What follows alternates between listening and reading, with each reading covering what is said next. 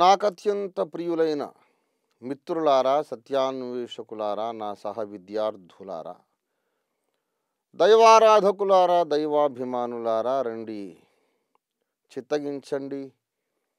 మరోసారి మన ధ్యానము కొరకు, సత్యాన్వేషణము కొరకు, సత్య సంస్థాపనము కొరకు శ్రీమదాంధ్రవచన కృష్ణ యజుర్వేదీయ తైత్తిరీయ సంహిత 2వ కాండము, మొదటి ప్రపాఠకము, మొదటి అనువాకము, 7వ మంత్రభావము, గురుపాదులు దాశరథి రంగాచార్యుల వారు చేసిన ఆంధ్రానువాదం చదువుతున్నాను.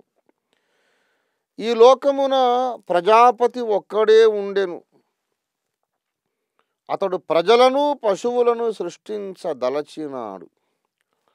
అట్లు తలచినవాడు తన ఉదరము నుండి వపను ఖండించి తీసినాడు.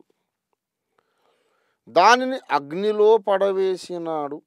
అందు నుండి కొమ్ములు లేని మేకలు ప్రభవించినవి. ఆ ప్రజాపతి తన రూపమైన ఆ మేకను దేవతకు బలి ఇచ్చినాడు. తదుపరి అతడు సమర్థుడు అయినాడు. ప్రజలను పశువులను సృజించినాడు. ఇదండి 7వ మంత్రభావము. ఈ లోకమున ఒకప్పుడు ప్రజాపతి ఒక్కడే ఉండెను అని చెబుతోంది వేదము.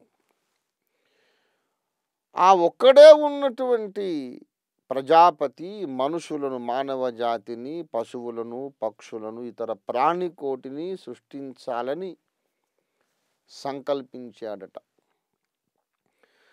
అలా అనుకున్నవాడు ఉన్న ఫలాన అలాగే సృష్టించేసేయకుండా ముందుగా ఒక పని చేశాడు. తన ఉదరము నుండి, ప్రజాపతి తన కడుపు నుండి, పొట్ట నుండి వపను తీసి ఖండించినాడు. వపను అంటే మెత్తటి మృదువైన క్రొవ్వు లాంటి టిష్యూ, సాఫ్ట్ టిష్యూ. వపను ఖండించి తీశాడు. దానిని అగ్నిలో పడవేస్తే కొమ్ములు లేని మేక వచ్చిందట ఒకటి. ఇంతకు ప్రజాపతి ఎవరు? ఆయన సృష్టించకముందు తన కడుపును తాను కోసుకొని వపను తీసి దానిని అగ్నిలో వేయాల్సిన అవసరమేమిటి? ఆ అగ్నిలో వేయబడినటువంటి ప్రజాపతి ఉదరములోని భాగమే కొమ్ములు లేని మేకగా బయటికి రావడమేమిటి? మళ్ళీ ఆ కొమ్ములు లేని మేకను ప్రజాపతి దేవతకు బలి ఇచ్చినాడట. ఆ దేవత ఎవరు? ముందేమో ప్రజాపతి ఒక్కడే ఉండెను అన్నాడు కదా. ప్రజాపతి ఒక్కడే ఉండెను. ఒక్కడే ఉన్న ప్రజాపతి మళ్ళీ ఈ దేవతకు బలి ఇవ్వడం ఏంటి? అప్పుడు ఇద్దరున్నట్టు కదా. మరి ప్రజాపతి కాక ఇంకొక దేవత ఉన్నాడా? సరే, ఉంటే ఉన్నాడు. ఆ దేవతకు ఈ మేకపోతును బలి ఇచ్చిన తరువాతనే తదుపరి అతడు సమర్థుడయినాడు. అంతకుముందు సమర్థుడు కాడట ప్రజాపతి. సృష్టి చేయడానికి, సృష్టిని పరిపాలించడానికి, సృష్టిని పోషించడానికి, ఏదైనా తేడా వస్తే, వ్యత్యాసం వస్తే, సమస్య వస్తే పరిష్కరించడానికి అంతకుముందు సమర్థుడు కాడట. ఈ మేకను బలిగా ఇచ్చిన తరువాతనే ప్రజాపతి సృష్టికర్త కాగలిగాడు, సృష్టి చేయుటకు సమర్థుడైనాడని వేదము చెప్పుచున్నది. తదుపరి అతడు సమర్థుడైనాడు. ప్రజాపతి సృష్టి చేయడానికి సమర్థుడు, అంతకుముందు కాకపోవడం ఏంటి? బలి ఇచ్చిన తర్వాత సమర్థుడు కావడం ఏంటి? మేక ఎవరు? ప్రజాపతి ఎవరు? దేవత ఎవరు? ఈ విషయమేంటో గ్రహించకుండా సనాతన ధర్మాన్ని ఎలా సంరక్షిస్తారండి? ధర్మో రక్షతి రక్షితః అని ప్రచారం చేస్తున్నారంటే భారతదేశంలోని నమ్మకాలన్నీ రక్షించుకోండి. మన దేశము నుండి కాకుండా బయట నుండి వచ్చిన ఏ వేదాంతాన్ని అంగీకరించకండి అని వాళ్ళ ఉద్దేశం. బయటి దేశము నుండి వచ్చినటువంటి స్కూటర్లను, కార్లను, విమానాలను, టెలివిజన్లను, టెలిఫోన్లను, మొబైల్ సెల్ ఫోన్లను, ఇంటర్నెట్ని, కంప్యూటర్లను, అక్కడి మందులను, అక్కడి చికిత్సా విధానాన్ని అన్నిటినీ అంగీకరించండి. కానీ అక్కడి నుంచి వచ్చిన వేదాంతం మాత్రం అంగీకరించకండి. ఇదండి దేశభక్తి. ఈ రోజుల్లో భరతమాత ఎంత దుఃఖపడుతుందో మరి. భరతమాత అంటే మహానుభావురాలు, మనందరినీ కన్న తల్లి. భరతమాత అంటే భరత జాతికి ఇవ్వబడినటువంటి ఒక ప్రతీకాత్మక రూపమే. The spirit of India is honesty, love for truth, సత్యమును ప్రేమించుట, సత్యము పట్ల యథార్థముగా ఆశ కలిగి, శ్రద్ధ కలిగి సత్యము నిలబెట్టడానికి పోరాడడం భారతదేశము యొక్క ఆత్మ, భారతదేశము యొక్క మనస్సు. అది భారతీయుల తత్వము. సత్యము కొరకు పోరాడతారు. అలాంటి భరత మాత ఎంత దుఃఖపడుతుందో కదా. బయటి దేశాల నుండి టెక్నాలజీని, సాంకేతిక పరిజ్ఞానము, టెక్నికల్ ఎలక్ట్రానిక్ అప్లయన్సెస్ అన్నిటిని దిగుమతి చేసుకుంటారు. విదేశాల డబ్బులు కూడా ఒక గోనె సంచిలో పెట్టి ఇస్తే ఎవరైనా, ఏ ఒక్కరైనా కాదనగలరా, వద్దనగలరా? ఇది నా సవాలు. అమ్మో లక్ష్మీ కటాక్షం అనుకుని తీసుకుంటారు, కళ్ళకు అద్దుకుంటారు. మరి అక్కడ డబ్బులు కావాలి, టెక్నాలజీ కావాలి, అన్నీ కావాలి. కనీసం ఒక సూట్ బట్ట కొనుక్కుందామన్నా ఇంపోర్టెడ్ సూట్ అంటే దానికి ఉండే డిమాండే వేరు. మార్కెట్లో బట్టలు బయటివి కావాలి, చదువులు బయటివి కావాలి, అన్నీ బయటివి కావాలండి, బయట దేశాలవి. కానీ దేవుని గూర్చి చెబితే మాత్రం తృణీకారం. ఎందుకంటే మన దగ్గర వేదాలు ఉన్నాయి కదా అని. అవును, ఉన్నాయి, నిజమే. మరి వేదాలు చదివారా? వేదములను పరిశోధించారా? వేదాలను పరిశోధించకుండా సనాతన ధర్మం ఏదో నీకు ఎలా తెలుస్తుంది? సనాతన ధర్మం తెలియకపోతే దాన్ని ఎలా రక్షించుకుంటావు? ఆ ధర్మం నిన్నెలా రక్షిస్తుంది మరి నువ్వు రక్షించకపోతే? ప్రజాపతి తనలోని భాగమును తీసి అగ్నిలో వెయ్యగా ప్రజాపతిలోని ఒక భాగమును ఆయన మేకగా చేశాడు.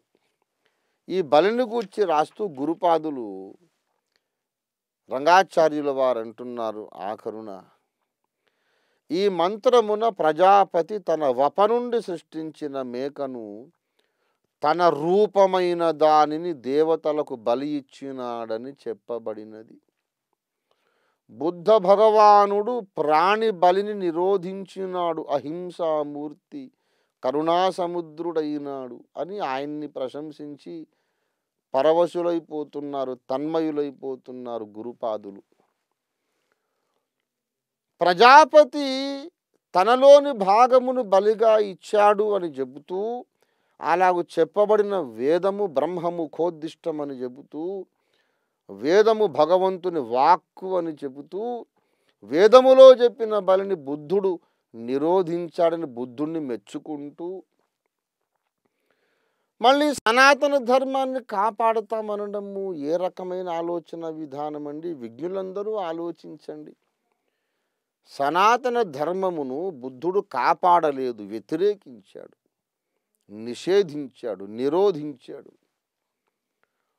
సనాతన ధర్మమును ఖండించినటువంటి బుద్ధుణ్ణి భగవానుడు అనడం ఏంటి? బుద్ధుణ్ణి మెచ్చుకొని మళ్ళీ పొగడడం ఏంటి? సనాతన ధర్మమును ప్రజాపతి చేసిన కార్యాన్ని ఖండించినటువంటి బుద్ధుడు దశావతారాలు ఒకడు అనుకోవడం ఏంటి? ఇదేనా సనాతన ధర్మ పరిరక్షణ? ఇవన్నీ విడిచిపెట్టి క్రీస్తుకు పూర్వం 2-3 వేల ఏళ్ల క్రితము ఆర్య ఋషులు చెప్పిన మాటలను మనం ప్రామాణికంగా తీసుకోవాలి. అలా తీసుకుంటే మనకు తెలిసేది ఏమిటంటే దేవునిలోని ఒక భాగము బయటకొచ్చి బలి పశువయ్యున్నాడు. ప్రజాపతి యొక్క స్వంత రూపము అట. యేసును గూర్చి అదే మాట రాయబడింది. ఆయన అదృశ్య దేవుని స్వరూపి అయి సర్వ సృష్టికి ఆది సంభూతుడై ఉన్నాడు. కొలస్సీ పత్రిక 1వ అధ్యాయము 15వ వచనంలో దేవుని దృశ్య రూపము, ప్రజాపతి యొక్క సొంత రూపమైన మేక. యేసునాథుడే ఆ మేక. ప్రజాపతి యొక్క వపను మేకగా చేశాడు. తండ్రిలోని ఒక భాగమే కుమారుడైనాడు, వధ్య పశువైనాడు, యజ్ఞ పశువైనాడు. వధించబడిన దేవుని గొర్రెపిల్ల అయినాడు. భూమికి పునాది వేయబడక ముందే యేసు యజ్ఞము కొరకు నియమించబడినాడు. యేసును యజ్ఞము మానసిక హవి చేత దేవుడు చేసేసాడు. సృష్టికి పూర్వమే మానసిక యజ్ఞము జరిగింది దేవుని మనస్సులో. మునుముందు సృష్టించబడబోతున్న ఈ విశ్వంలో, ప్రపంచంలో ఎన్నో అనర్థాలు జరుగుతాయి, అక్రమాలు జరుగుతాయి, ఎన్నో సమస్యలు ఉత్పన్నమవుతాయి. వాటికన్నిటికీ పరిష్కారం ఇదిగో నా స్వంత రూపమైన నా కుమారుని యజ్ఞము అని అనుకొని అప్పుడు తండ్రి అయిన దేవుడు సృష్టి చేయుటకు సమర్థుడైనాడు. ఇది బైబిల్ చెబుతోంది, వేదము చెబుతోంది. హైందవమే క్రైస్తవం, క్రైస్తవమే హైందవం. భారతీయత అనేది క్రైస్తవ్యానికి విరోధము కాదు. ఈ రెండు వేరు వేరు విరుద్ధ మతాలు కాదు. సరైనటువంటి వెలిగించబడిన, తెరవబడిన జ్ఞాననేత్రములతో పరిశోధన చేస్తే ఆ పరాత్పరుడు కరుణా కటాక్షములతో మన కన్నులు తెరిచి మనకు సత్యాన్ని చూపించగలిగితే, అంతగా ఆయన దయ మనం పొందగలిగితే మనకు అర్థమవుతుంది. ఆర్య ఋషులు ఏ దేవుని గూర్చి చెప్పినారో ఆ దేవుడే ఇవాళ మేము ప్రకటిస్తున్న యేసు. యేసును ద్వేషించకండి.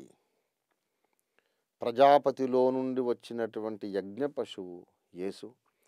యేసు యజ్ఞము ద్వారానే ఈ సృష్టి జరగడానికి మార్గము సుగమమైంది, ఏర్పడింది గనక యేసు మనందరి దేవుడు. యేసు భారతీయుల దేవుడు, జపాన్ వారి దేవుడు, చైనా వారి దేవుడు, అమెరికా వారి దేవుడు, ఊళ్ళో ఉన్నవాళ్ళ దేవుడు, ఊరు బయట ఉన్న వాళ్ళ దేవుడు, అందరి దేవుడు యేసు. యేసును అంగీకరించండి. యేసు అందుకే పిలుస్తున్నాడు, ప్రయాసపడి భారము మోసుకొనుచున్న సమస్త జనులారా నా యొద్దకు రండి, నేను మీకు విశ్రాంతిని అనుగ్రహిస్తానన్నాడు. విశ్రాంతి కావాలంటే యేసు దగ్గరకు రండి. ఈ భూమి మీద బ్రతికినంత కాలం మీకు శాంతి, సమాధాన, సౌభాగ్యములు, ఈ లోకాన్ని విడిచిన తర్వాత మీకు నిత్య మోక్ష సుఖములు యేసే ప్రసాదించగలడు. యేసు మిమ్మల్ని పిలుస్తున్నాడు. అంగీకరిస్తారో తృణీకరిస్తారో మీ ఇష్టం. దేవుడే మీకు జ్ఞానమును ధైర్యమునిచ్చునుగాక. ప్రార్థన చేసుకుందాం. ప్రేమ కలిగిన మా మహాపరిశుద్ధ ప్రభువా, ఈ దినమున మరలా ఒకసారి కృష్ణ యజుర్వేదములో నుండి యేసును మాకు చూపించావు, నీకు వందనాలు తండ్రి. 50 మంది భరతమాత బిడ్డలందరూ కూడా, భారతదేశంలోని సత్యాన్వేషకులందరూ కూడా ఈ సత్యాన్ని గ్రహించి యేసే వేదవేద్యుడని అర్థము చేసుకొని ఇంతవరకు యేసును ద్వేషించి దూషించిన దానికి పశ్చాత్తాపము చెంది యేసును తమ హృదయములో చేర్చుకుని రక్షణ పొందుటకు సహాయము చేయండి. యేసునామమున స్తుతించి ప్రార్థిస్తున్నాము మా పరమ తండ్రి.